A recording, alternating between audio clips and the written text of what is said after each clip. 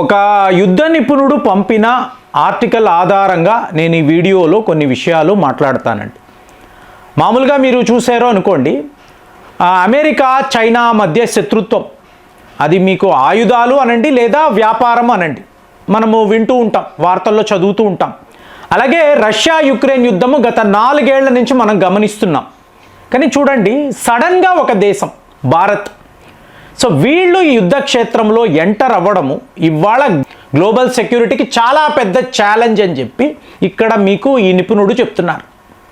ఏమీ లేదు ఫ్రెండ్స్, ఒక 6 టాప్ ఎగ్జిక్యూటివ్స్, చాలా పెద్దవాళ్ళు, వీళ్ళు ఒక ప్రైవేట్ జెట్టులో మాస్కో, రష్యా రాజధాని మాస్కోకి వెళ్తున్నారు. వీళ్ళు ఏ సంస్థకు చెందిన వాళ్ళు అంటే సంజయ్ కుమార్ అని ఒక యుద్ధ నిపుణుడు, అతనితో పాటు వీళ్ళు అంటే చాలామంది వెళ్తున్నారు. కానీ టాప్ 6 ఎగ్జిక్యూటివ్స్ అన్నప్పుడు అదానీ డిఫెన్స్కి చెందిన వాళ్ళు, అలాగే బ్యారెట్ ఫార్జిన్ అంటారు, ఈ సంస్థలకు చెందిన వాళ్ళు, ఇంకా ఎల్ఎన్టీ వాళ్ళు, ఇలాగ ఉన్నారు కొంతమంది, వాళ్ళ పేర్లు చెప్పలేము. వీళ్ళు మాస్కో వెళ్తున్నారు. ఎందుకండి అంటే పుతిన్ గారు వచ్చి వెళ్ళిన తరువాత ఈ డెవలప్మెంట్ నేను మాట్లాడుతున్నాను. మీకు ఇన్వెస్టిగేషన్లోకి వెళ్ళారు అనుకోండి, ఎందుకంటే వీళ్ళు పనిగట్టుకొని రష్యా ఎందుకు వెళతారు అంటే షాకింగ్ వార్తలండి. మీకు ఇలాంటి వార్తలు అంటే రష్యాకు భారత్కు మధ్య ఏం జరుగుతుంది అంటే మీరు ఊహించనే లేరు. మనము కాదు, ఇవాళ వెస్టర్న్ కంట్రీస్, చైనా, వాళ్ళకు భూకంపమే పాప. ఇలా వీళ్ళు ప్లాన్ చేస్తే రేపు మనమంతా ఏంటి, అసలు మన దేశాలు ఏమిటి? సో టోటల్ ప్రపంచాన్ని భారత్ రష్యా వీళ్ళే మీకు ఏలుతారా, వీళ్ళే రూల్ చేస్తారా? అలాంటి ప్రశ్నలు ఎందుకు అంటే చూడండి, MiG-29 యుద్ధ విమానాలు, వాటిని మీరు భారత్లోనే తయారు చేయండి, జాయింట్ వెంచర్. మీరు గమనించారనుకోండి, అమెరికాకు అలాగే భారత్కు అంటే ఏంటి, Lockheed Martin, Tata advanced systems, వీళ్ళు కలిసి F-16 విమానాలు ఇక్కడ బెంగుళూరులో తయారు చేద్దామని అనుకున్నారు. తరువాత లాక్హీడ్ మార్టిన్ వాళ్ళు ఆలోచించారు, లేదు మన టెక్నాలజీని ఇలా భారత్కి ఇచ్చామంటే లీక్ అయిపోతుంది.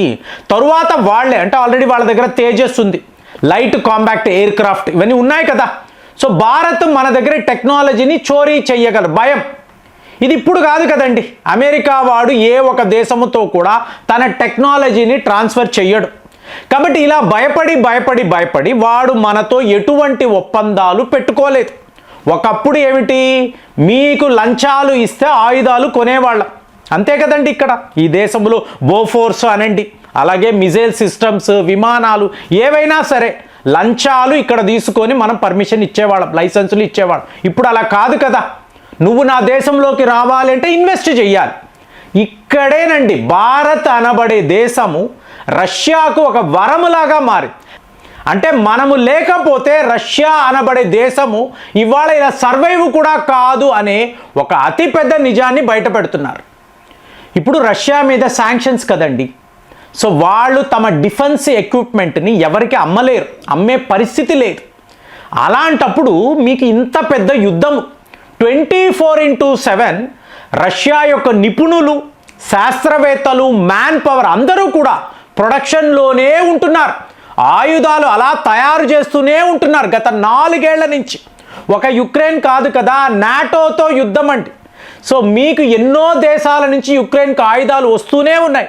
సో దాన్ని కౌంటర్ చెయ్యాలి అంటే రష్యా వద్ద ఆయుధాలు కావాలి అంటే ప్రొడక్షన్ 24/7 మీరు చెయ్యాలి.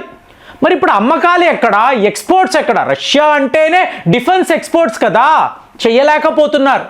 ఈ టైంలో వీళ్ళ దృష్టి భారత్ మీద పడింది. చూడండి సైలెంట్గా ఇదంతా కూడా మనం ఎక్కడ ఇవాళ అందరూ మాట్లాడుతున్నారు, ఇంతవరకు ఎవరికి ఈ యాంగిల్లో ఆలోచించాలి తెలియలేదు. పుతిన్ గారు పని కట్టుకొని భారత్కు వచ్చి మీకు సంతకాలు పెట్టి వెళ్ళిన తరువాత ఒక విమానం రష్యా దాకా వెళుతుందంటే ఇందులో ఎవరు ఉన్నారు? ఈ విషయాలు బయటపడేటప్పటికీ బాబోయ్ ఇది ఇంత పెద్ద ప్లానా, రష్యాకు భారత్కు మధ్య ఇలాంటి ఒక సీక్రెట్ ప్యాక్ట్ అనేది ఉందా? MiG-29 అన్నప్పుడు మీకు F-16 కన్నా అడ్వాన్స్డ్ కదండి. అలాగే మిజైల్స్, ఈ మిజైల్స్ తయారు చేస్తారు చూసారా, అందులో ఉండే కాంపోనెంట్స్, హెలికాప్టర్ల తయారీ, మీకు ఎయిర్ డిఫెన్స్ సిస్టమ్స్కి సంబంధించిన మీకు కాంపోనెంట్స్ వీటిని అంతా కూడా రష్యా వాళ్ళు భారత్కి అప్పచెప్పారు. సో ఇప్పుడు ఏమవుతుంది, మీకు రష్యాలో జరగాల్సిన ప్రొడక్షన్ యుద్ధానికి అన్నప్పుడు మీకు వ్యాపారము డిఫెన్స్ ఎక్స్పోర్ట్స్ అన్నప్పుడు టోటల్గా వాళ్ళు భారత్ వైపు వచ్చేయడం. అంటే ఇది ఎలా ఉంటుందంటే రేపు భారత్కి ఎవరితోని ఏ పని లేదండి. మీరు ఎవరి వద్ద వెళ్ళి ఏ ఆయుధాలు కొనక్కర్లు, ఎందుకు రష్యా వాళ్ళ టెక్నాలజీయే భారత్లో ఉంది. సో అలాంటప్పుడు అమెరికా వాడికి ఎలా ఉంటుంది? ఇందులో మేజర్ విషయము 2020లో చూడండి, చైనా వాడు మనల్ని బెదిరించారా? మీరు ఆ టైంలో ఆర్టికల్స్ చూడండి. చైనా వాడు భారత్ పైన దండయాత్ర చేస్తే మనము పెను ప్రమాదంలో పడిపోతాము, ఇది కదండి అందరూ రాశారు. యుద్ధము రాలేదు. ఇవాళ చైనా వాడిని ఇదే పని చెయ్యమనండి. లడాక్ వద్దో అరుణాచల్ ప్రదేశ్ వద్దో చైనా వాడు ఈ పని చెయ్యగలడా? వణుకుతాడు. 5 ఏళ్లలో చైనా వాడు నేర్చుకున్నది ఏమిటంటే వీళ్ళతో పెట్టుకోకూడదు, పెట్టుకుంటే మనము సర్వనాశనం అయిపోతాము.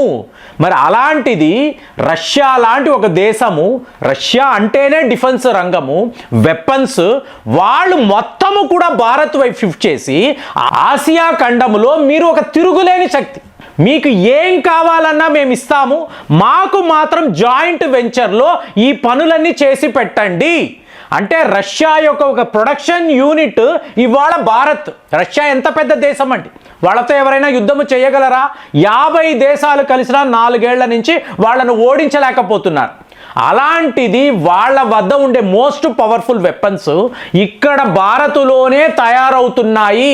అలాంటి ఒక ఒప్పందం, ఇందులో అదానీ డిఫెన్స్ ఉంటుంది, Mahindra defence, Tata advanced systems, మీకు ఇలాగ ఎల్ఎన్టీ వాళ్ళు వీళ్ళందరూ కలిసి రష్యా ఆయుధాలను తయారు చేసి మళ్ళీ రష్యాకే పంపిస్తున్నారు అనుకోండి. బాబోయ్ ఎంతెంత పెద్ద శాంక్షన్స్ అండి. మరి ఏ భయము లేదా అంటే సమస్యే లేదండి. మనము భయపడడానికి ఏమీ లేదు, ఎవడిని మనం లెక్క చేయాల్సిన అవసరం లేదు. ఎందుకు అంటే ఆర్థికంగా మన జీడిపిని చూడండి, అస్త్రాలు అన్నప్పుడు మన వద్ద ఎలాంటి వెపన్స్ ఉన్నాయో ఒక్కసారి చూడండి. ఇట్లా చూసుకున్నప్పుడు భారత్ రష్యా మధ్య సీక్రెట్ ప్యాక్ట్, ఈ సీక్రెట్ అగ్రిమెంట్ ఉంది చూసారా, పెద్ద లెవెల్లో అండి. ఏ స్థాయిలో అంటే మనం ఏదో Russian oils, Russian energy, nuclear plant అని మాట్లాడుతున్నాం, అలా కాదు. రష్యాలో ఉండే టాప్ మోస్ట్ ఆయుధాలంతా భారత్లోనే తయారవ్వడానికి ఇలాంటి ఒక ఒప్పందాన్ని వాళ్ళు పెట్టుకున్నారు. చైనా అన్నప్పుడు చైనాను నమ్మలేం, టెక్నాలజీ వెళ్ళింది అంటే రివర్స్ ఇంజనీరింగ్ చేస్తారు. ఇక ఓవరాల్గా గ్లోబల్ లెవెల్లో మనల్ని ఎవరు ఆదుకుంటారు అంటే వార్ ఫండింగ్ అన్నా భారతే. రష్యా వద్ద ఉండే టాప్ మోస్ట్ వెపన్స్, వీటి తయారీ, కాంపోనెంట్స్, సిస్టమ్స్ ఎవరు అంటే మళ్ళీ భారతే. అంటే రష్యా యొక్క లైఫ్ లైన్ ఇండియా అని చెప్పి మీకు యుద్ధ నిపుణుడు చెప్తున్నాడు. దీనికి కావలసిన మొత్తము ఫండింగ్ అనండి, మీకు టోటల్ ఇన్ఫ్రాస్ట్రక్చర్ అనండి, పెద్ద పెద్ద ప్లాంట్స్ భారత్లోకి త్వరలోనే రాబోతున్నాయి. సో అలాంటప్పుడు ఇంత పెద్ద డిఫెన్స్ ప్యాక్ట్, అమెరికాతో కూడా మనం ఇలాంటి ఒప్పందాలను అందరూ మాట్లాడుతున్నారు. కానీ అమెరికా వాడు మన గురించి తెలుసుకోలేక స్ట్రాటజిక్ అటానమీ, సో ఆ వ్యవహారంలో వాడు చేసిన తప్పు ఇవాళ భారత్ టోటల్గా రష్యాను సపోర్ట్ చేయడము, రష్యాకు ఫండింగ్ ఇవ్వడము, వాళ్ళ ఆయుధాలను కొనడము కాదండి. ఇవాళ వరకు మనం కొంటూనే ఉన్నాం, ఎక్కడైనా టాప్ మోస్ట్ ఆయుధాలు ఉంటే కొంటాం. ఈరోజు ఏంటి, మనమే ఆయుధాలను తయారు చేస్తున్నాము, ఇతర దేశాలకు పంపిస్తున్నాము. సో ఇదంతా కూడా రష్యా భారత్ మధ్య జరుగుతున్న రహస్యమయమైన ఒప్పందాలని చెప్పి ఇవాళ మాట్లాడుతున్నారు. సో ఈ స్టోరీ ఎలా ఉంది, సో మీకేమనిపిస్తుంది కామెంట్స్లో రాయండి. మళ్ళీ వచ్చే వీడియోలో కలుద్దాం. జై హింద్.